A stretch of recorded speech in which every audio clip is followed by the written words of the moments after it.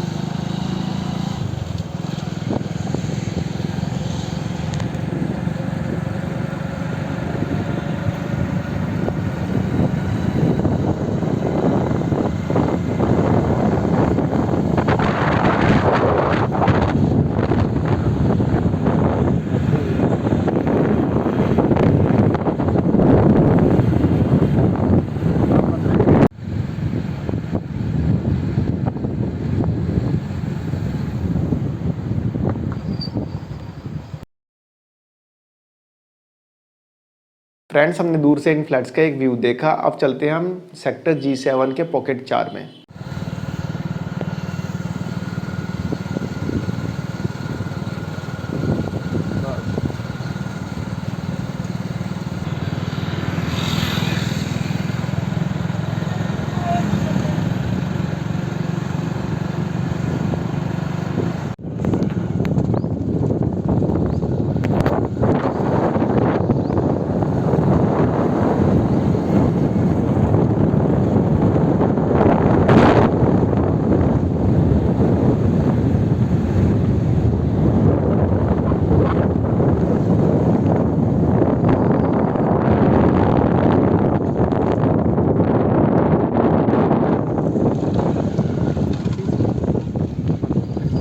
Friends हम pocket 4 पहुंच गए हैं। अब चलते हैं इन फ्लैट्स के प्रेमिसेस में और चल के एक बार नज़दीक से उनका बाहर से एक व्यू देखते हैं। उसके बाद हम चलेंगे फ्लैट के अंदर और फ्लैट के अंदर देखेंगे कि क्या क्या है। ठीक है फ्रेंड्स, एक बार हम प्रेमिसेस से इनका व्यू देख लेते हैं।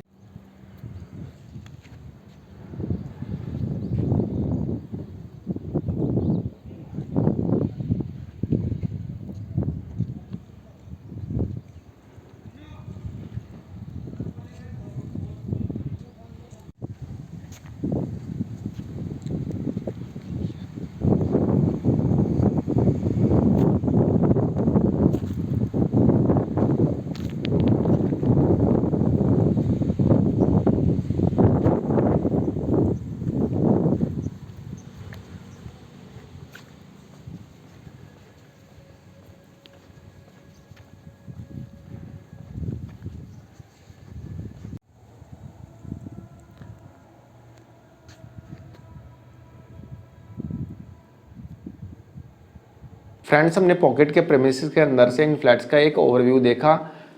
अब चलते हैं फ्रेंड्स फ्लैट के अंदर और देखते हैं कि उसमें क्या क्या है।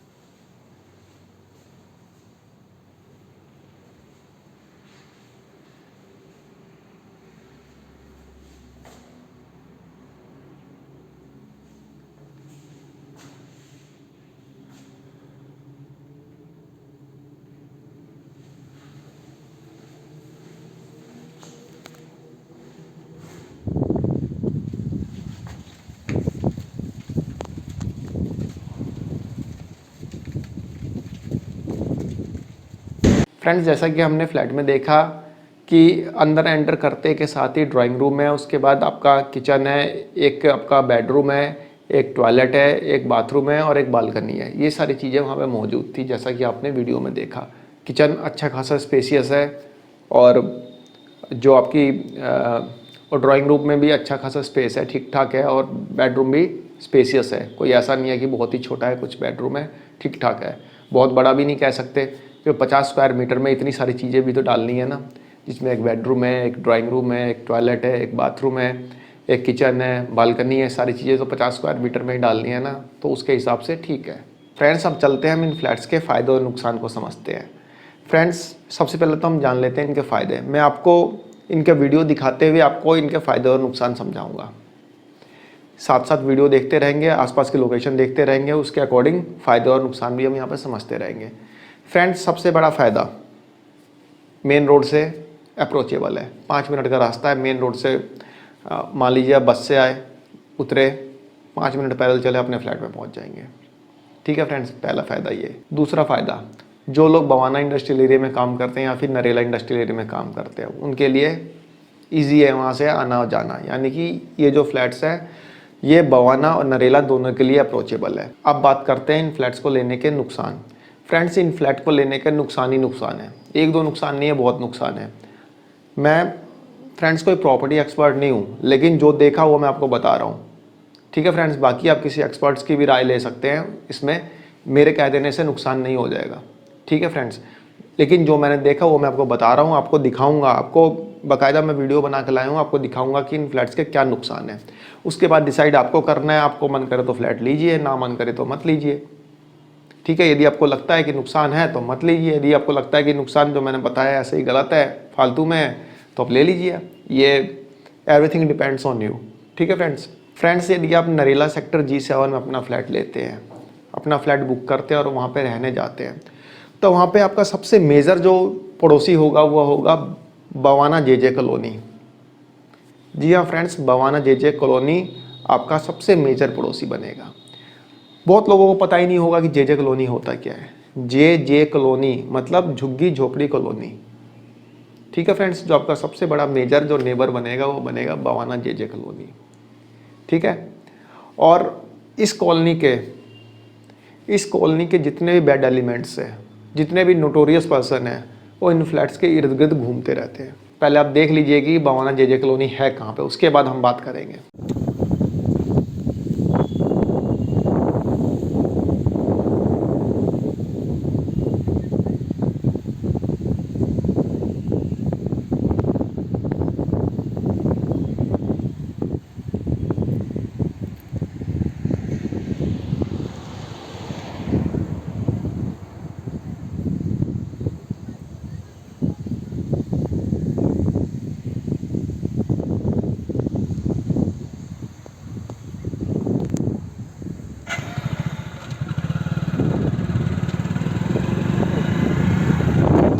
जैसा कि आपने देखा कि इन फ्लैट्स के बिल्कुल पास में ही बवाना की जेजे कॉलोनी है।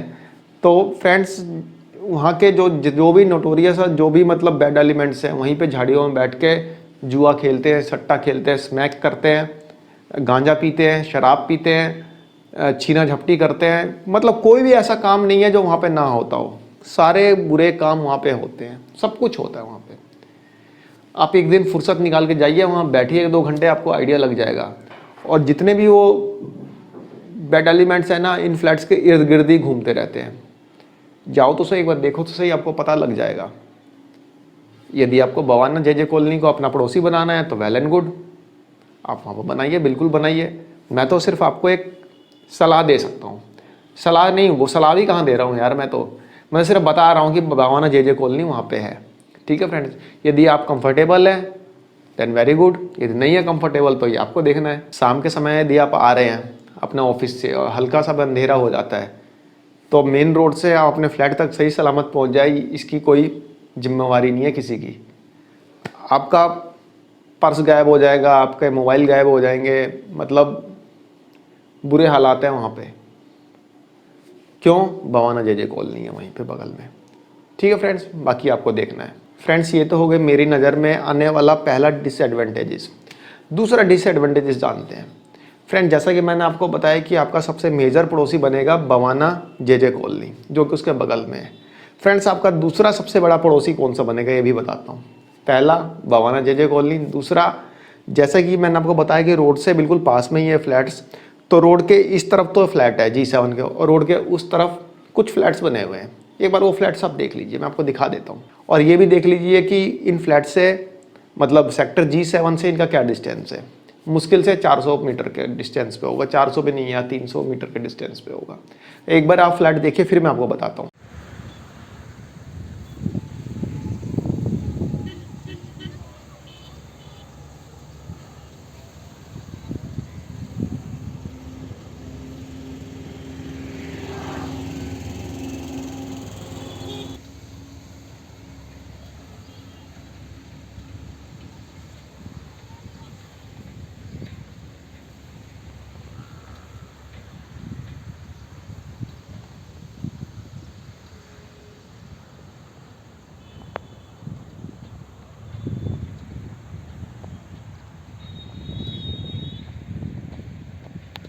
फ्रेंड्स, ये जो आपने फ्लैट देखे हैं ना, ये राजीव रत्न आवास योजना के तहत दिल्ली में बने हुए हैं।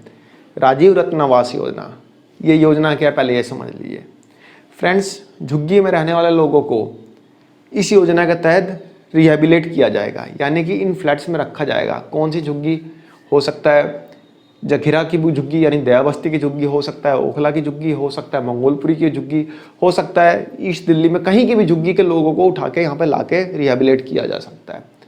ठीक है फ्रेंड्स, तो आपका दूसरा सबसे बड़ा जो पड़ोसी बनेगा वो बनेगा राजीव रत्न आवास योजना के तहत बने ये फ्लैट।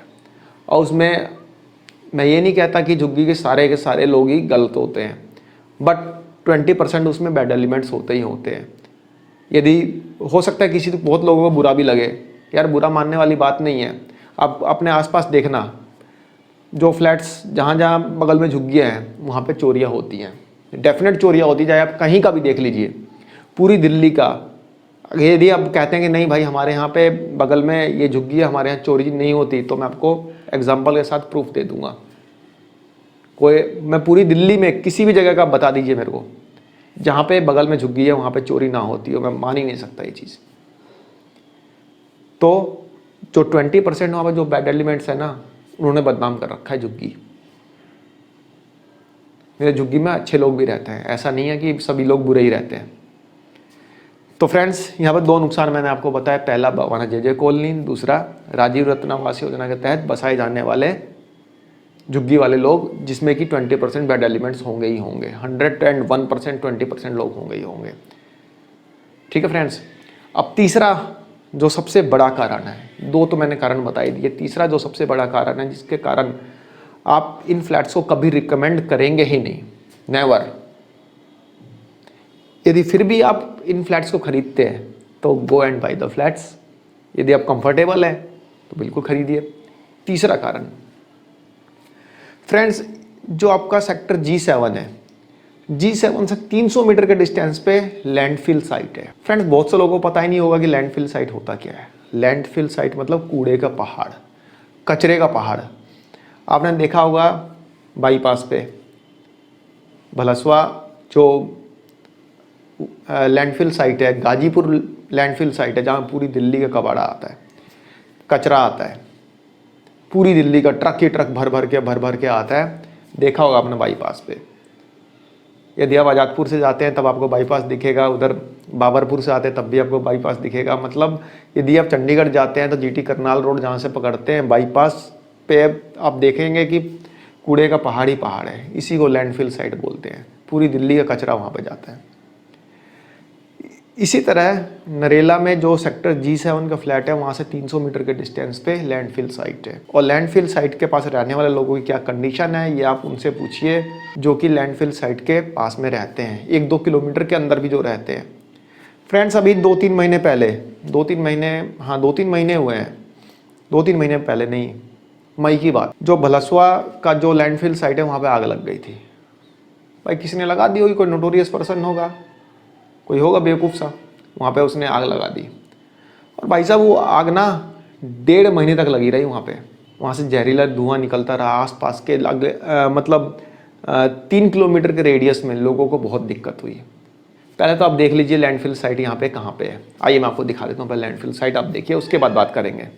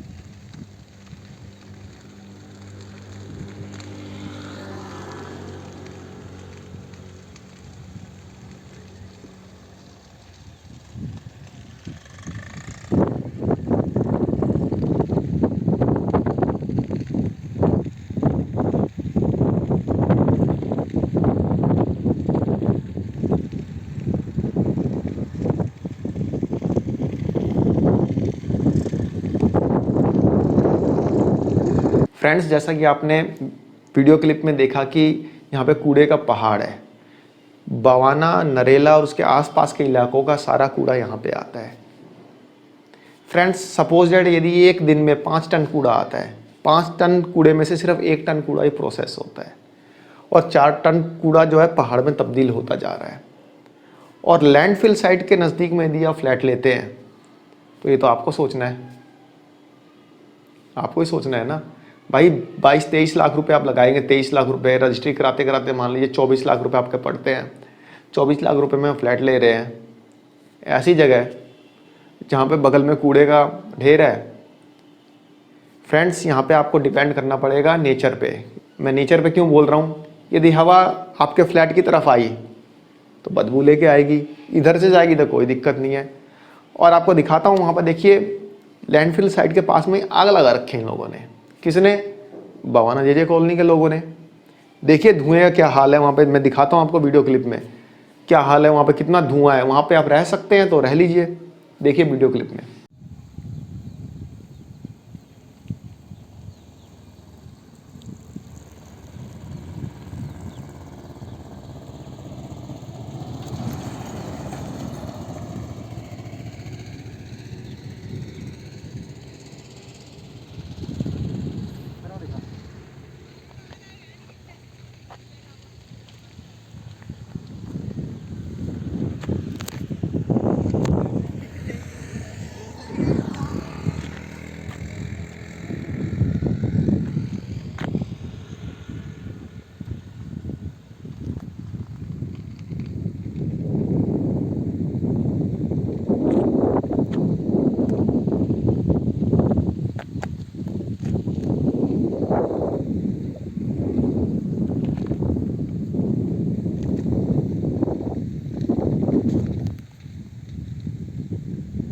फ्रेंड्स आपने जैसा एक क्लिप में देखा होगा कि धुएं का एकदम गुबार है।